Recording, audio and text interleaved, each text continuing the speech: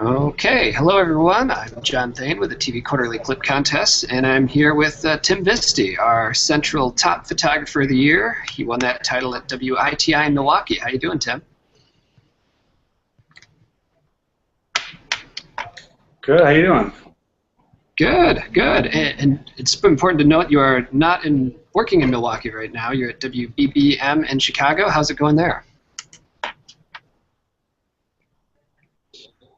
It's going well. I mean, it's a little different than what I'm used to, but I'm still kind of learning the ropes, and so far so good.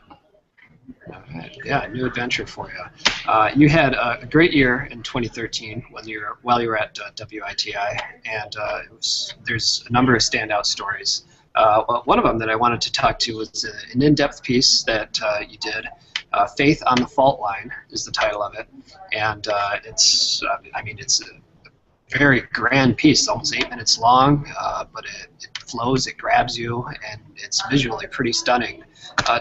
Tell me a little bit about that story. How did that originally come about?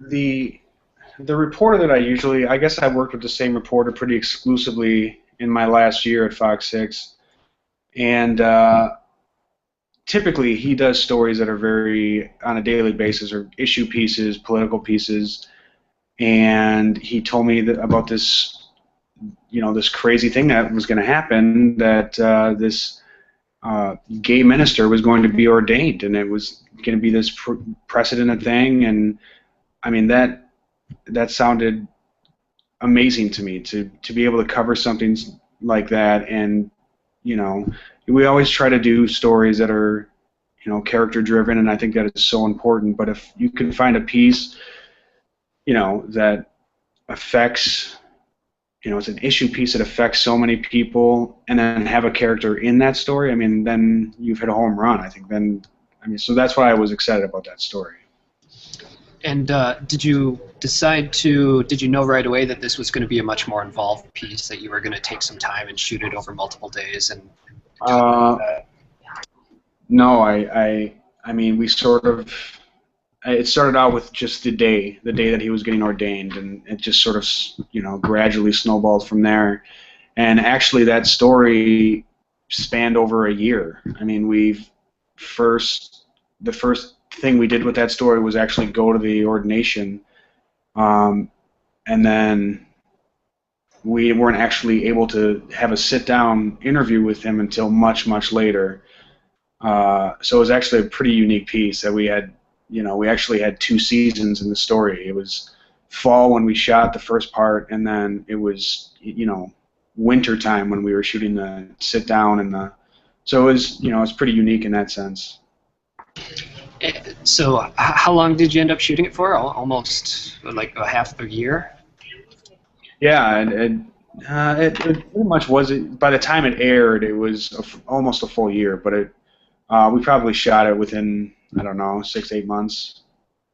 Wow. So, wow. I mean, I guess I should say it was like 4 days within a year or something like that. If that makes sense. Yeah.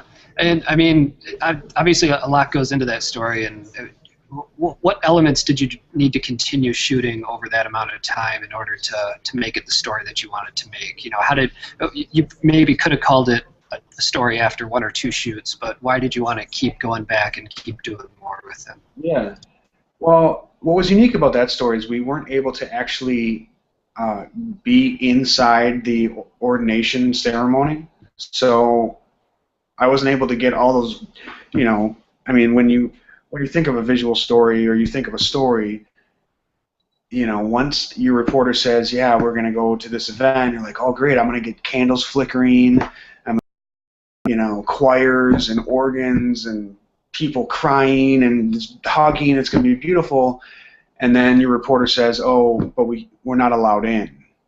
So it was crazy, because that didn't stop me. I thought, there's something we can still do here and make this still awesome. So, I mean, a lot of the extra stuff over the course of the shooting for the story was, gathering pictures and setting up lights and creating this story, you know, in the dark room in the basement of the station.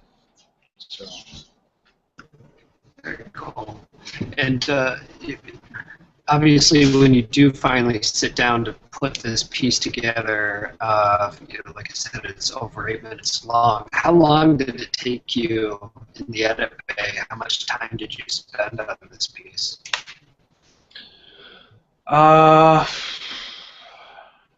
Well, I'm sure like a lot of photographers that want to make their story as best they can, and they don't, you know, the deadline is important, but you know, I take my work home with me. You know, every time I work on a story like this, I take it home and I'm working hours at night before I go to bed or whatever.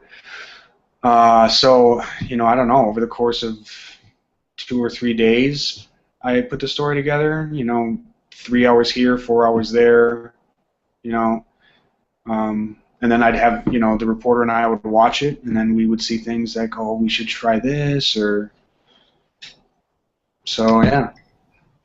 Yeah, so I imagine a lot of tweaking, a lot of adjusting as you go, and then when it finally aired, I mean, how'd you feel about it? Because at that point, you've spent a lot of time with it. Yeah, I mean, I felt good. I felt good about it. I mean, I did things in the story that I haven't usually done. I used music, which I'm not fond of doing usually, but you know, a story like this, I thought it worked well, and yeah, what played into your decision to use music on that? I guess the idea that we were talking about this man's life from, you know, we were showing pictures from when he was younger and in college, and his kind of his journey to this point in time, and the, you know, kind of the epic, you know, the grandeur of this whole story. And I don't know, to me, I thought it called for it.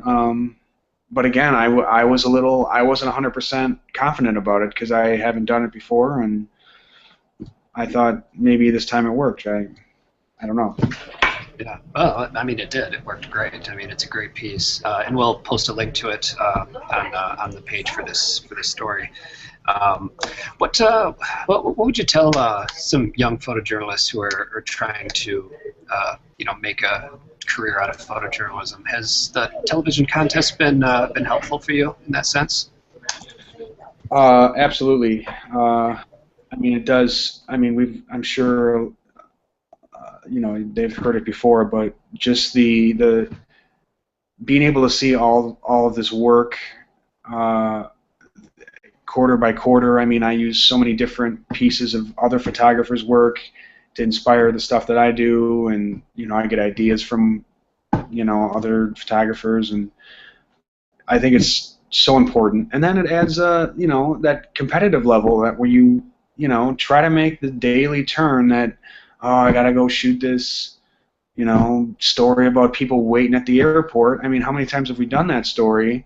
But you know, you know, try to find that extra gnat, or you know, find a character that, you know, make it as best you can. So I'd say the competition has been outstanding in that respect, that you're able to, you know, use other people's work for inspiration, and kind of use their ideas and come up with your own. And yeah, I think it's a great thing.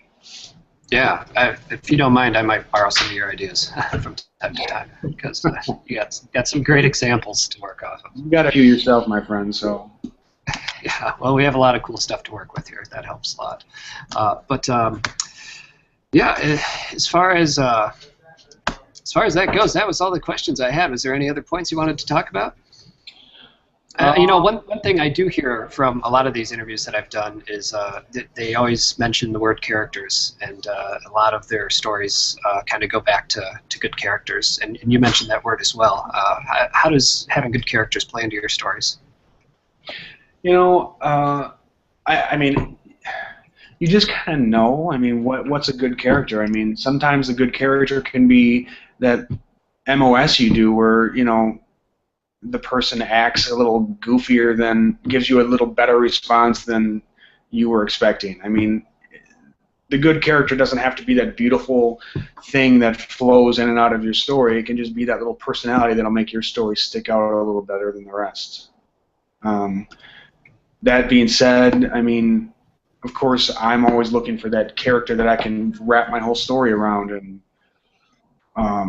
where they're being, what's happening, the issue that I'm covering for the day wraps around this person, and it affects them, and you see that, and it makes the story real for the viewers. Okay. Well, Tim, thank you very much for joining me today. We'll have all of Tim's stories in a playlist on the TV.mppa website. And yeah, good luck at your new job in Chicago. Hey, thank you so much for having me. I appreciate it.